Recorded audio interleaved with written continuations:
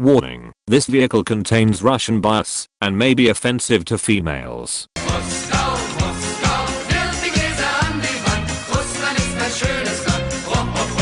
ID-1 is an 8.0 dildo launcher that's situated at the end of the Russian tank destroyer line. If you ever wondered how to make a T-62 totally shit, look no further. The ID-1 looks like somebody took a T-62 body and slapped a giant green fucking pancake on the top of it and called it a tank destroyer. Funny how GayJube gave us a tank based off the T-62 yet hasn't actually given it to us yet. GG GayJube, well played. Anyway, the ID-1 is quite possibly the best ATGM vehicle in Shit Thunder as of now. However, it's the definition of a one-trick dragon. It also has a fancy auto-loading system, which means that Boris the Loader simply sits in the back reading a magazine and enjoying the highest standard of living as a Soviet meat shield. Mobility wise, it's actually pretty good. It has a top speed of 50 km per hour, so it can get to firing positions faster than a Gidog train going at full speed. It is also quite maneuverable, meaning that getting places isn't a problem for this machine. However, I would refrain from engaging in close range combat. And this brings me onto the armor. The armor is by all accounts fucking awful.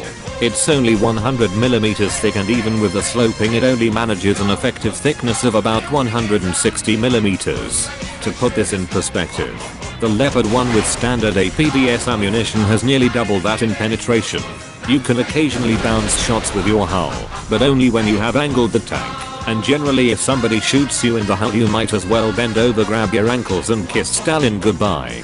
The turret armor on the ID-1, while not epic, is still very well angled and is a very small target, meaning that enemy food products hitting the front of your turret will generally sacrifice themselves to shell Jesus rather than penetrate. This favors its playstyle perfectly, but before I get onto that shit, let's take a look at the dildo. The 3M7 Dragon dildo is a 50 kg guided ecstasy explosive with 500mm of LARPN at any range. The short way of describing this thing is that, as long as it hits you, it essentially just ignores armor. And since it is a shaped charge warhead, it can do serious damage to light and heavy vehicles alike. It is also one of the fastest flying dildos in the game with a maximum speed of 220 meters per second. The crazy part of all of these stats is that this is a second generation ATGM, meaning that you can guide it with your mouse rather than using your WASD hack to hit targets with the missiles on the SDRV-81. And since this is a missile and has no ballistic drop, it excels at engaging targets at long range. When the vehicle was first introduced, however, the gun sight for arcade and realistic battles was situated in the missile, and it doesn't take a rocket scientist to realize where the missile is located. Due to it being about a good meter above the tank, you could essentially just sit behind a ridge completely covered with your missile sticking up over the embankment, and there was not a chance in the gulag that the enemy was going to be able to kill you. Nope. Recently, however, this was changed to the historical site location for all game modes, so now you actually have to expose your turret. Oh, fuck me right in the ass. Another thing that should be noted is that the dildo itself counts as a massive external ammo rack. So firing high explosive at this vehicle might not be a bad idea either. Oh, it should also be mentioned that this has the astonishing maximum depression angle of 9 degrees, which is probably more depression than the rest of the Soviet tech tree combined. So in the case of crew skills, it's going to be a little different. Because this features an automatic loading system, the weapon reloading skill does nothing on this vehicle. It's going to be the same 13-second reload, no matter what you do. So as a result, you are going to want to focus on tank driving, leadership, vitality, keen vision, and field repair. As for modifications, the only 3 you really need is parts, turret drive, and FPE.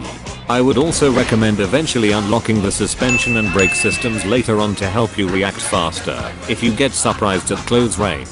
So how do you play it? Well, I mentioned earlier that it's a bit of a one-trick dragon. And this is because the best and most effective way to play this vehicle is to use your mobility to get into an ambush position and camp the living fuck out of that position. Preferably behind a hill or ridge line that you can poke. This way you go up, fire a missile and retreat back down. Shift your position a little bit and repeat the process. You would be surprised at how effective this vehicle can be if you just do this all game. And since the missiles don't cost you anything to fire, you can easily make a profit on this shitty excuse for a tank destroyer. It may even be a good idea to research this vehicle as your first 8.0 and then buy a talisman for it to grind out the remaining vehicles. So let's review. The IT-1 is decently mobile and maneuverable, meaning that it can find good firing positions quickly. It's got a flatter profile than your mother's tits and has relatively decent armor. Its missile is a 2nd gen flying dildo which allows you to be very accurate even over long distances and when engaging moving targets. And finally, it has 500mm of LARP, and so it essentially just ignores armor.